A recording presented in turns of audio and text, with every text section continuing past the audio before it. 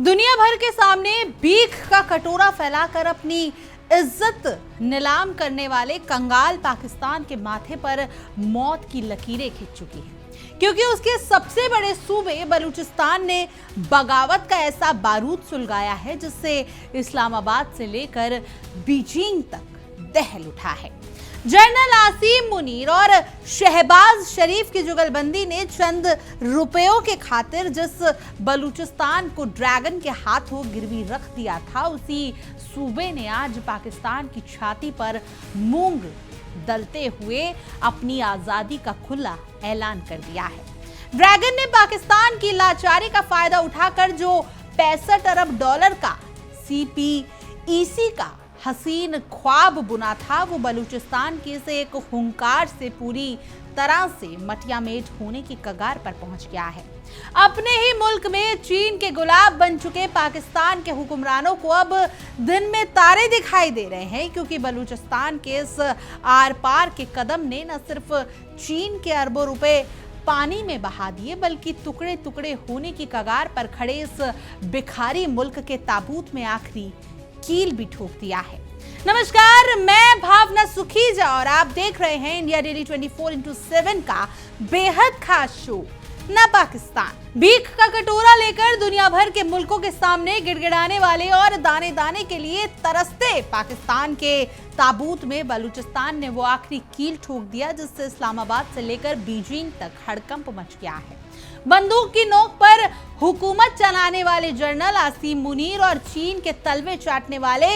वजीर आलम शहबाज शरीफ की रातों की नींद और दिन का चैन पूरी तरीके से हराम हो चुका है, क्योंकि पाकिस्तान की छाती पर मूंग दलते हुए उसके सबसे बड़े सूबे बलूचिस्तान ने सीधे तौर पर अपनी मुकम्मल आजादी का खुला और ऐतिहासिक ऐलान कर दिया है। बलूचिस्तान का ये साहसिक कदम भले ही अभी एक प्रतीकात्मक विरोध के तौर पर देखा जा रहा हो और इसे अंतर्राष्ट्रीय स्तर पर कोई तुरंत कानूनी या कूटनीतिक मान्यता न मिली हो, लेकिन इसने दुनिया के नक्शे पर एक लाचार और भिखारी बनकर रह गए पाकिस्तान की बची कुची साख को भी पूरी तरीके से मिट्टी में मिला दिया है। पाकिस्तान का वो विशाल और संसाधन संपन्न सूबा जो पिछले कई दशकों से इस्लामाबाद के हुक्मरानों और वहां की जालिम फौज के जुल्म सितम की चक्की में बेरहमी से पिस रहा था, उसने अब आर पार की जंग का ऐसा बिगुल फूंक दिया जिसने पूरे पाकिस्तान को घुटनों पर लाकर खड़ा कर दिया है। बलूचिस्तान के इस बेहद आक्रामक और अप्रत्याशित फैसले ने न सिर्फ पाकिस्तान की रीढ़ वहीन सरकार के पैरों के नीचे से जमीन खिसका दी, बल्कि उसके सबसे बड़े आका और मददगार ड्रैगन यानी चीन के कलेजे पर भी सांप लौटा दिए। चीन ने पाकिस्तान की लाचारी और उसकी भयंकर फतेहाली का नाजायज फायदा उठाकर उसकी गोद में बैठकर जो 60 से 65 अरब डॉलर का बेहद हसीन और रणनीतिक ख्वाब बुना था, वो अब बलूचिस्तान के से एक करारे झटके से पूरी तरह चकनाचूर होने की कगार पर पहुंच गया है। अपनी आवाम को भूखा मारकर और पूरी दुनिया के सामने हाथ फैलाकर चीन के टुकड़ों पर पलने के हसीन सपने देखने वाली शहबाज शरीफ और जनरल मुनीर की ये निकम्मी जोड़ी आज गहरे सदमे में है। इनके माथे पर छाई चिंता की लकीर इतनी गहरी हो चुकी है कि इन्हें अब अपनी कुर्सी, अपनी फौज की इज्जत और अपना मुल्क तीनों ही पूरी तरीके से डूबते हुए नजर आ रहे हैं, क्योंकि बलूचिस्तान ने बगावत का परचम बहुत ऊंचा लहरा दिया है। बलूचिस्तान के इस जोरदार और ऐतिहासिक हुंकार ने चीन पाकिस्तान की इकोनॉमिक कॉरिडोर यानी CPEC के भविष्य को पूरी तरीके से अधर में लटका दिया है, जैसे पाकिस्तान अपनी डूबती नैया को पार लगाने वाला तिनका समझ रहा था। वो दरअसल चीन का बिछाया हुआ एक ऐसा माया जाल था जो अब खुद पाकिस्तान के लिए गले की फांस बन चुका है और ड्रैगन की अरबों डॉलर की पूंजी इस बगावत की आग में स्वाह होने की कगार पर है। दरअसल ये चीन पाकिस्तान इकोनॉमिक कॉरिडोर कोई मामूली सड़क परियोजना नहीं है, बल्कि ये लगभग 65 अरब डॉलर की एक बहुत ही भारी रकम, जटिल और ड्रैगन की बेहद महत्वाकांक्षी भू राजनीतिक परियोजना है जो पूरे एशिया क्षेत्र पर अपना एक छत्र दबदबा बनाने के लिए रची गई थी और इसमें पाकिस्तान को एक मोहरे की तरह इस्तेमाल किया जा रहा था। करीब 3000 किलोमीटर की लंबी दूरी तक फैली ये विशाल और भारी भरकम परियोजना सीधे तौर पर पाकिस्तान के बलूचिस्तान प्रांत में मौजूद गहरे समुद्र वाले रणनीतिक गद्दावर पोर्ट को चमचमाते हाईवे, रेलवे नेटवर्क और विशाल पाइपलाइनों के जरिए चीन के शिनजियांग इलाके से सीधे जोड़ने का एक बहुत बड़ा औपनिवेशिक जरिया है। लेकिन पाकिस्तान की हमेशा की नाकामी, उसकी जन्मजात फटेहाली, रग रग में बसे भ्रष्टाचार और उसकी पूरी तरह से ध्वस्त हो चुकी कानून व्यवस्था के कारण अब यह अरबों डॉलर का पूरा प्रोजेक्ट पूरी तरीके से फेल होकर अरब सागर में डूबने की कगार पर पहुंच चुका है, जिसे बचा पाना अब ना तो इस्लामाबाद के बस की बात है और ना ही बीजिंग की। बलूचिस्तान की आजादी के इस ताजा, आक्रामक और जोरदार ऐलान ने जलती आंख पर तेल डालने का काम कर दिया है, जिससे चीन के राष्ट्रपति शी जिनपिंग और पाकिस्तान के लाचार हुक्मरानों को दिन में ही तारे दिखाई देने लगे और उनका सारा हेगड़ी और घमंड एक ही झटके में पूरी तरीके से हवा हो गया है। वैसे तो इतिहास गवाह है कि शुरू से ही बलूचिस्तान के स्थानीय लोग और वहां के खुददार कबीले इस पूरे सीपीईसी प्रोजेक्ट के घोर विरोधी रह रहे हैं और उन्होंने कभी भी इस चीनी परियोजना को ना तो दिल से स्वीकार किया और ना ही अपनी पावन जमीन पर ड्रैगन की मौजूदगी को एक पल के लिए बर्दाश्त किया। बलोच जनता को इस बात का पहले दिन से ही अच्छी तरह से एहसास है कि पाकिस्तान की ये रीढ़ वहीन, लाचार और गुलाम सरकार उनके हक को पूरी तरीके से मारकर उनके सीने पर पैर रखकर चीन की झोली भरने का घिनौना काम कर रही है और उनके अपने ही घर में उन्हें बंधक और गुलाम बना रही है। बलूच आंदोलनकारियों और वहां के आम लोगों को यह साफ तौर पर डर सता रहा है कि इस तथाकथित विकास और बड़े प्रोजेक्ट के बहाने बाहरी चीनी नागरिक और क्रूर पाकिस्तानी फौज उनके जंगल, कीमती खनिजों और उनकी पुश्तैनी जमीन पर पूरी तरीके से अवैध और जबरन कब्जा कर लेगी। उन्हें ये पूरी आशंका है कि उनके बेहद समृद्ध प्राकृतिक संसाधनों का बीजिंग और इस्लामाबाद मिलकर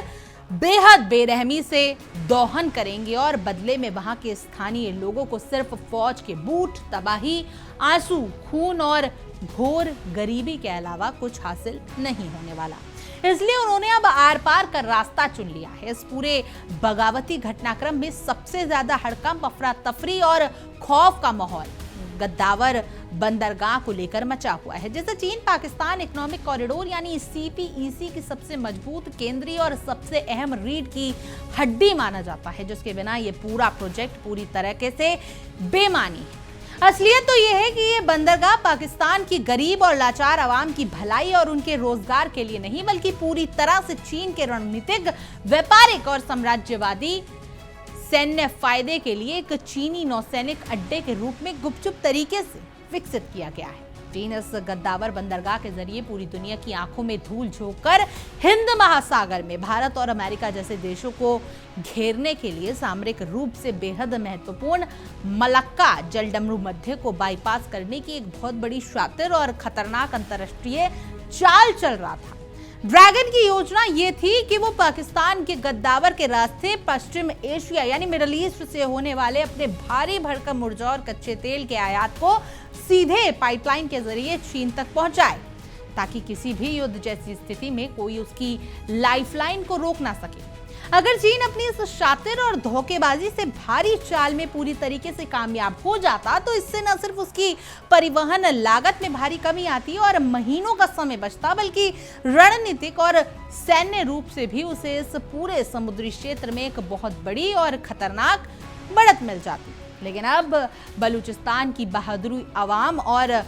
वहां मचे इस ताजा बवाल ने चीन के इस पूरे अंतर्राष्ट्रीय खेल को पूरी तरीके से बिगाड़ कर रख दिया और ड्रैगन के अरबों खरबों डॉलर दांव पर लगाकर उसे गहरे संकट के दलदल में धकेल दिया। वहां से निकलना अब मुश्किल है। गद्दावर बंदरगाह भले ही आज कागजों पर और नक्शे में पाकिस्तान की क्षेत्रीय प्रभुता के दायरे में आता हुआ दिखाई देता हो, लेकिन जमीनी हकीकत यह है कि इस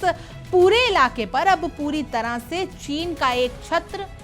औपनिवेशक और अवैध कब्जा हो चुका है। पाकिस्तान की औकात अब अपने ही मुल्क में इतनी नहीं बची कि वो अपनी संप्रभुता की रक्षा कर सके। उसने चीन से मिलने वाले चंद रुपयों और भीख के टुकड़ों के लिए बलूचिस्तान की इस पावन जमीन को चीनी आकाओं के हाथों में पूरी तरीके से गिरवी रख दिया है। अपनी गलतियों को सुधारने और अपने गिरेबान में झांकने के बजाय पाकिस्तान की इस लाचार सरकार ने चीनी सेना और उनके कंपनियों को इतनी खुली छूट दे दी कि ड्रैगन ने गद्दावर बंदरगाह के आसपास के कई किलोमीटर के बड़े इलाके की किलेबंदी और बाड़बंदी कर दी है। चीन ने बलूचिस्तान के इस सबसे महत्वपूर्ण तटीय हिस्से को पाकिस्तान के भीतर ही एक ऐसा नो-गो जोन में तब्दील कर दिया जहां खुद पाकिस्तान के आम नागरिक और यहां तक कि स्थानीय मछुआरों के लिए भी आने जाने पर पूरी तरीके से सख्त और कानूनी पाबंदी लगा दी गई है। ये सीधे तौर पर एक संप्रभु राष्ट्र होने का खोखला दावा करने वाले पाकिस्तान के मुंह पर चीन का मारा हुआ एक ऐसा करारा और जोरदार तमाचा है जिसे शहबाज शरीफ और जनरल आसिम मुनीर अपनी जेबें भरने के खातिर चुपचाप सह रहे हैं और उफ तक नहीं कर पा रहे हैं। इन पाकिस्तानी हुक्मरानों को देश की इज्जत, कौम की गैरत और अवाम के दर्द से कोई लेना देना नहीं, क्योंकि इनकी अपनी तिजोरियां और विदेशी बैंक खाते चीन से मिलने वाले कमीशन, कर्ज और भीख के पैसों से लगातार लबालब भरे जा रहे हैं और मुल्क कर्ज में डूबा जा रहा है। इस पूरे रणनीतिक बंदरगाह का संचालन एक बेहद लंबे समय के कंसेशन एग्रीमेंट यानी एक तरफा रियायती समझौते के तहत China overseas ports holding company नाम की चीनी सरकारी कंपनी को पूरी तरीके से सौंप दिया गया है, जो वहां की सर्वोसर्वा बनी बैठी है। इसका सीधा, साफ और कड़वा मतलब ये हुआ कि इस पूरे सामरिक बंदरगाह की असली चाबी, इसका नियंत्रण और इसका मालिकाना हक अब पाकिस्तान के पास नहीं बल्कि पूरी तरीके से बीजिंग में बैठे चीनी आकाओं की जेब में बहुत पहले ही सुरक्षित हो चुका है। वहीं चीनी कंपनी इस बंदरगाह की असली माई बाप बन बैठी है और वहीं वहां की तमाम व्यापारिक परिचालन संधि और सुरक्षा गतिविधियों को अपनी मनमर्जी और अपने देश के हितों के हिसाब से अंजाम दे रही है, जिसमें पाकिस्तान का कोई दखल नहीं बचा। पाकिस्तान की हैसियत अब अपनी ही जमीन पर बने इस गद्दावर पोर्ट पर सिर्फ एक मामूली, बेबस और लाचार चौकीदार से ज्यादा और कुछ नहीं रह गई, जो अपनी ही जमीन पर चीनी इंजीनियरों और सैनिकों के हुक्म का गुलाम बना हाथ बांधे खड़ा रहता है और जी हजूरी करता है। लेकिन अब बलूचिस्तान की आजादी के इस ताजा बिगुल ने पाकिस्तान और चीन के इस नापाक, अनैतिक और खतरनाक साम्राज्यवादी गठजोड़ की चूल्हे पूरी तरीके से हिला कर रख दिए हैं और उनके पूरे साम्राज्य को एक बहुत बड़ा खतरे में डाल दिया है। दुनिया भर के बड़े बड़े सुरक्षा विशेषज्ञों और रणनीतिकारों का साफ कहना है कि बलूचिस्तान में जिस तरह के गृह युद्ध जैसे हालात बन चुके हैं, उसके बाद पाकिस्तान और चीन के लिए इस 65 अरब डॉलर के सफेद हाथी को संभाल पाना पूरी तरीके से नामुमकिन है। बलूचिस्तान के दुर्गम और पहाड़ी अंदरूनी इलाकों से गुजरने वाले जितने भी चीनी हाईवे, रेलवे ट्रैक और तेल की पाइपलाइनों के प्रोजेक्ट्स हैं, वो सभी स्थानीय विद्रोह के कारण गहरी राजनीतिक, सुरक्षात्मक और कमर्शियल अनिश्चितता के दलदल में पूरी तरीके से धंस चुके हैं। सिर्फ समुद्र का किनारा या बंदरगाह ही नहीं बल्कि पाकिस्तान के भीतर मौजूद सोने, तांबे, कोयले और अन्य बेशकीमती प्राकृतिक खनिजों की कई बड़ी और अरबों की खदानों पर भी चीन ने गिद्ध की तरह नजर गड़ाकर उनका कौड़ियों के दाम अधिग्रहण कर लिया है। लेकिन अब बलूचिस्तान के बदले हुए सूरत-ए-हाल, स्थानीय लोगों के भारी गुस्से और आजादी के इस खुले ऐलान के कारण इन सभी चीनी खदानों के कामकाज पर भी हमेशा के लिए ताला लगने की नौबत आ चुकी है और चीनी कर्मचारी वहां से भाग रहे हैं। अगर बलूचिस्तान के अंदर सुरक्षा संबंधी हालात इसी तरीके से दिन ब दिन और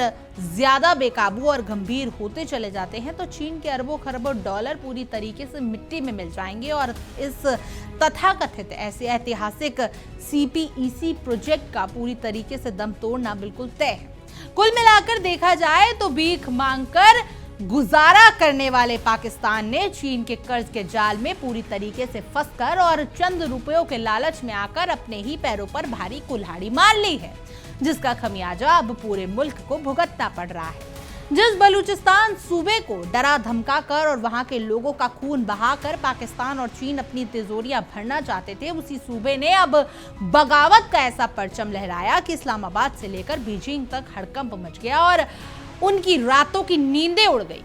कटोरा लेकर दुनिया के सामने हर वक्त गिड़गिड़ाने वाले और अपनी संप्रभुता को बेचने वाले पाकिस्तान के पास अब ना तो इतनी सैन्य ताकत बची है और ना ही अपनी फटी जेब में इतनी दौलत की वो बलूचिस्तान के इस जायज और ऐतिहासिक गुस्से को दबा सके। चीन का ये बेहद खर्चीला और घमंडी ड्रीम प्रोजेक्ट अब पूरी तरीके से दोनों मुल्क के लिए एक खौफनाक और डरावने दुष्प्रत में तब्दील हो चुका है, जो आने वाले दिनों में कंगाल पाकिस्तान के मुकम्मल बर्बादी और उसके टूटने की एक नई इबादत लिखेगा।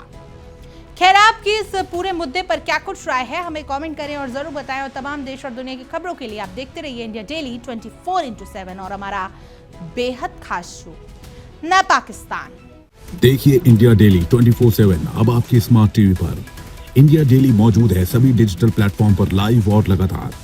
इंडिया डेली 24/7 हर दिन राष्ट्र को समर्पित।